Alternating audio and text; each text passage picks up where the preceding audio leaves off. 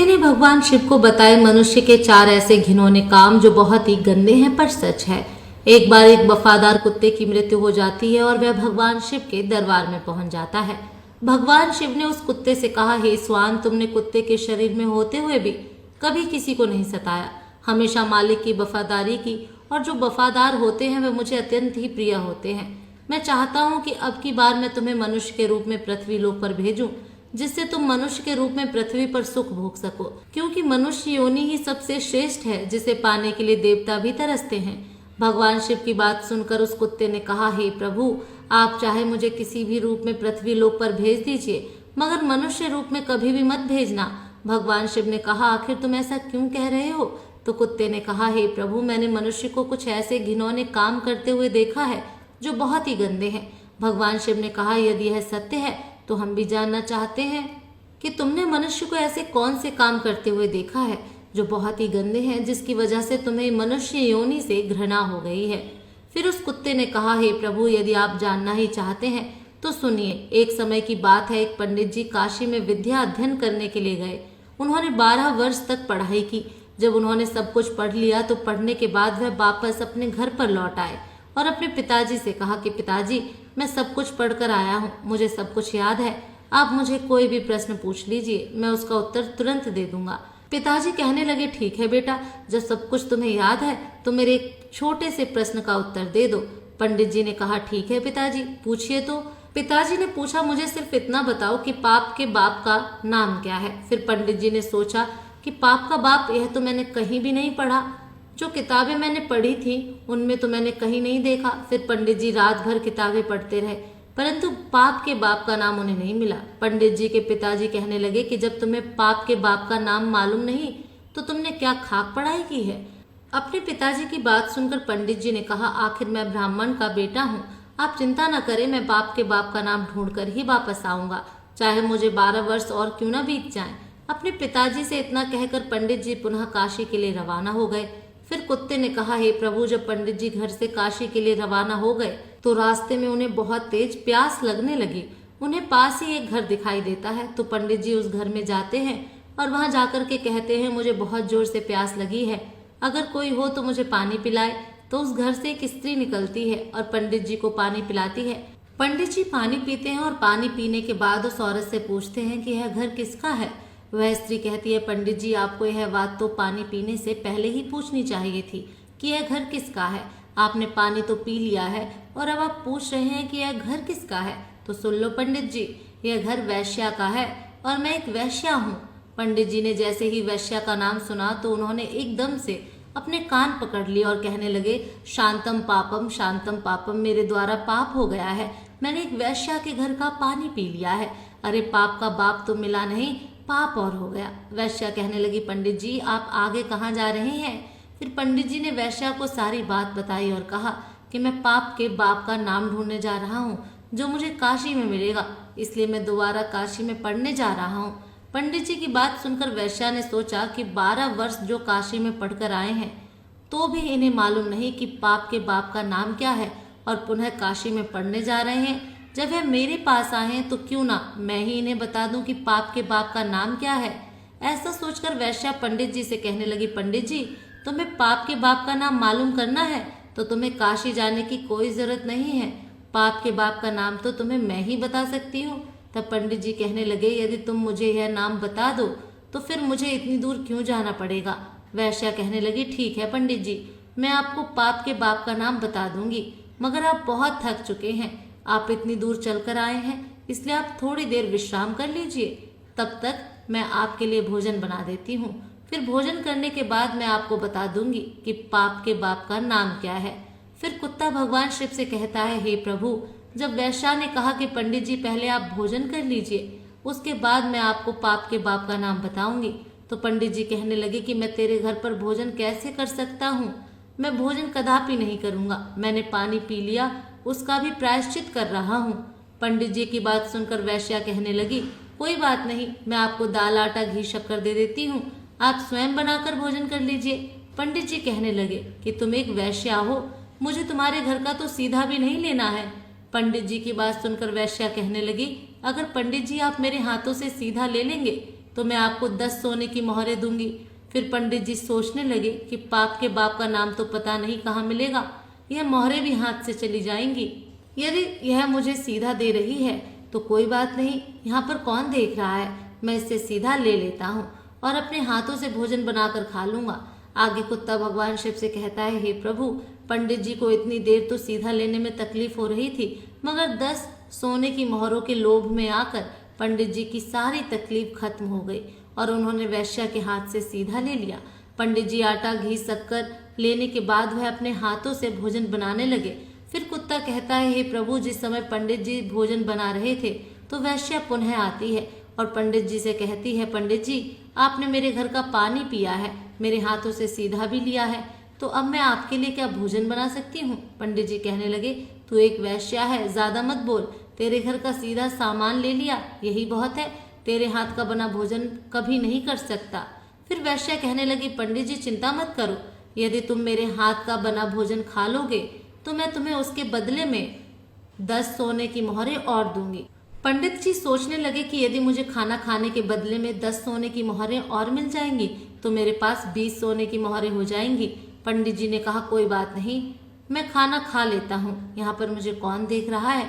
फिर पंडित जी वैश्या से कहने लगे कि मैं तुम्हारे हाथ का खाना खा लूंगा, लेकिन तुम स्नान करने के बाद ही भोजन बनाना। वैश्या कहने लगी, ठीक है पंडित जी, मैं स्नान करने के बाद ही भोजन बनाऊंगी। फिर 10 सोने की मोहरें देने के बाद वैश्या ने पंडित जी के लिए भोजन बनाया। फिर पंडित जी ने कहा, बस अब चली जाओ, मैं अपने आप भोजन कर लूंगा। तभी वैश्या कहने लगी, पंडित जी, मैंने आपके लिए भोजन बनाया है तो अब भोजन भी मेरे हाथ से ही खा लो। पंडित जी कहने लगे, उंगली पकड़ के हाथ मत पकड़, मैं तेरे हाथों से कभी भोजन नहीं कर सकता, तू एक वैश्या है। तभी वैश्या कहने लगी, पंडित जी, यदि आप भोजन मेरे हाथों से खा लेंगे तो मैं आपको 20 सोने की मोहरें और दूंगी। पंडित जी सोचने लगे, अगर मुझे 20 सोने की मोहरें और दे देगी तो मेरे पास 40 सोने की मोहरें हो जाएंगी। फिर पंडित जी वैश्या से कहने लगे, ठीक है, यदि तुम अपने हाथों से मुझे भोजन कराना चाहती हो तो अपने हाथों से मुझे भोजन खिला सकती हो। पंडित जी की बात सुनकर वैश्या ने पंडित जी को भोजन की थाली परोसी। सामने पंडित जी, इधर वैश्या और बीच में थाली। वैश्या ने निवाला लिया और अपना हाथ पंडित जी के मुंह की ओर बढ़ाया। वहीं पंडित जी ने भी वैश्या के हाथ से निवाला लेने के लिए अपना मुंह खोला। जैसे ही पंडित जी निवाला लेने वाले थे तभी वैश्या ने पंडित जी के गाल पर एक जोरदार थप्पड़ मारा। फिर पंडित जी आग बबूला हो गए और कहने लगे, तेरी इतनी हिम्मत, तू एक वैश्या होकर पंडित को थप्पड़ मारती है। तभी वैश्या कहने लगी, पंडित जी, मैंने कोई अपराध नहीं किया है, अपराध तो आपने किया है। वैश्या ने पूछा, आप मेरे घर का पानी पीते हैं? पंडित जी ने कहा, नहीं। वैश्या ने कहा, आप मेरे घर का सीधा लेते हैं, आप मेरे हाथ से बनाया भोजन करते हैं और आप मेरे हाथों से भोजन भी करते हैं। जब आप एक वैश्या के यहाँ पर कोई काम नहीं कर सकते तो फिर क्या आप यह सब करने के लिए तैयार क्यों हुए? पंडित जी कहने लगे, तेरे प्रेम के कारण। तो वैश्या कहने लगी, प्रेम के कारण नहीं, यूं कहिए लोभ के कारण। आपको 40 सोने की मोहरें दिखाई दे रही थी, इसलिए आप मेरे घर का खाना खाने को तैयार हुए, मेरे हाथों से खाने को भी तैयार हुए। वैश्या की बात सुनकर पंडित जी की आंखें खुल गईं और वैश्या के चरणों में गिरकर पंडित जी कहने लगे, आप कोई वैश्या नहीं है, आप मेरी गुरु हैं, क्योंकि 12 वर्ष तक काशी में पढ़ने के बाद भी मैं आज तक नहीं जान सका कि पाप का बाप कौन होता है, और आपने मुझे 1 मिनट में बता दिया कि पाप का बाप कौन है। अब मैं समझ गया कि पाप का बाप लोभ होता है और मनुष्य को कभी भी लोभ नहीं करना चाहिए। वैश्या कहने लगी, पंडित जी, लोभ के कारण इंसान कितना नीचे गिर सकता है, यह सब आपने ठीक से समझ लिया। कुत्ता कहता है, हे प्रभु, इसीलिए मनुष्य जाति से घृणा है, क्योंकि मनुष्य लोभ में आकर कितना भी बड़ा नीच कर्म कर सकता है। हे प्रभु, अब मैं आपको बताता हूँ कि मनुष्य भरोसे के काबिल भी नहीं होता, वह अपने स्वार्थ के लिए अपनों का ही खून कर देता है। फिर भगवान शिव कहने लगे, वह कैसे? तो कुत्ता कहता है, हे प्रभु, मैं बताता हूँ। एक बार की बात है, एक शहर में एक बहुत ही धनवान व्यापारी रहता था। उसके पास मेरे जैसा ही एक वफादार पालतू कुत्ता था। अचानक वह धनी व्यापारी बहुत ही गरीब हो गया और उसे अपने कुत्ते को छोड़ना पड़ा। उसने अपने एक साथी व्यापारी के पास अपने कुत्ते को गिरवी रखकर 10,000 रुपए का कर्ज लिया और उसने एक नया काम शुरू किया। और उसने अपने साथी व्यापारी से कहा कि जब तक मैं आपके 10,000 रुपए नहीं चुका देता तब तक मेरा वफादार कुत्ता आपके पास गिर भी रहेगा, और जिस दिन मैं 10,000 रुपये चुका दूंगा मैं अपने कुत्ते को वापस ले जाऊंगा। ऐसा कहकर वह व्यापारी वहां से चला जाता है। वहीं कुछ समय के बाद उसके साथ ही व्यापारी की दुकान में चोरी हो गई और चोर उसका सारा सामान चुरा कर ले गए। वहीं उस वफादार कुत्ते को पता चला कि दुकान में चोरी हो गई, तो वह कुत्ता चोरों के पीछे पीछे गया और उसने वह जगह देख ली जहां पर चोरों ने चोरी का सामान छुपाया था। फिर जगह देखने के बाद वह कुत्ता दुकान पर वापस आ गया। फिर सुबह जब व्यापारी सोकर उठा और अपनी दुकान खाली देखी तो वह एकदम से रो पड़ा। वहीं साथ में उसके घर वाले भी रोने लगे। व्यापारी तो बिल्कुल पागल सा हो गया, क्योंकि उसकी दुकान का सारा सामान चोरी हो चुका था। लेकिन उधर वह कुत्ता बार बार मालिक का पजामा खींचता हुआ घर के दरवाजे की तरफ भागता रहा, जैसे वह कुत्ता उसके मालिक को घर के बाहर ले जाना चाहता हो। आखिर उसके मालिक के एक दोस्त ने उसको सलाह दी कि लगता है कि यह कुत्ता चुराई हुई चीज के बारे में कुछ जानता है, इसलिए आपको बार बार पकड़कर खींच रहा है।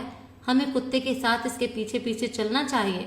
फिर ऐसा सोचकर व्यापारी उस कुत्ते के पीछे पीछे चला गया। वह कुत्ता उस व्यापारी को उसी स्थान पर ले गया जहां पर उन चोरों ने उसका सामान छिपा रखा था।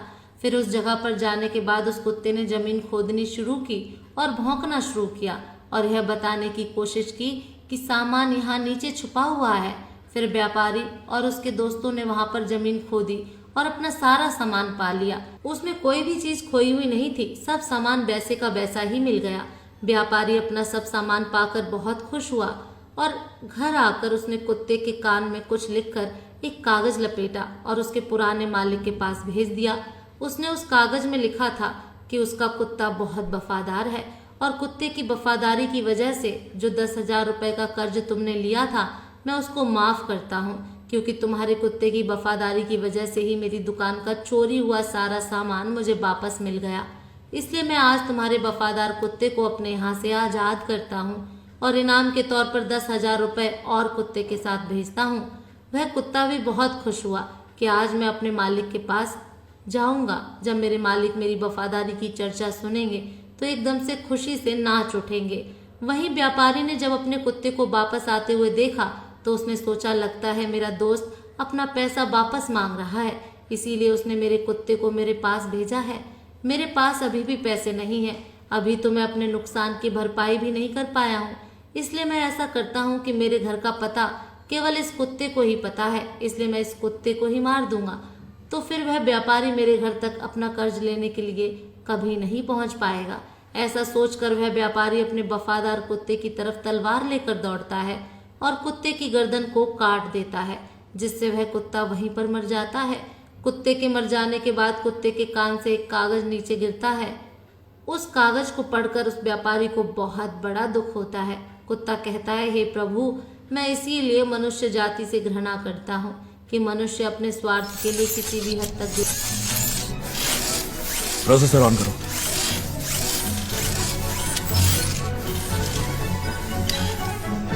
गुड, हिलता अच्छा।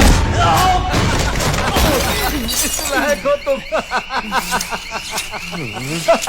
Shut up.